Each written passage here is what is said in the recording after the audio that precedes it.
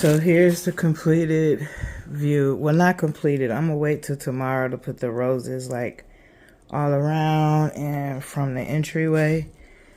But there's the balloon stand, the gifts, some of the gifts. 47, that's how old she's turning. And then I got her teddy bear book we're gonna read together. Pickle kit, cupcakes, roses. Over here is the happy birthday. Y'all see that art that busted on me? I was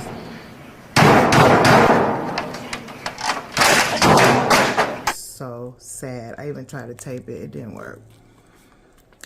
But first time, I'm proud of myself. And then, y'all, that pump came in handy because, baby, my oxygen was leaving. Got the little blue light going. So now let me let you see what it looks like with the lights off.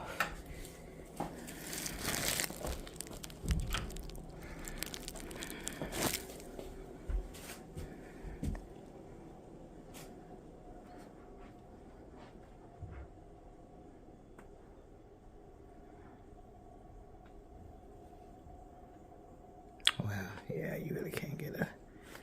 But you see what it is. You see what it is.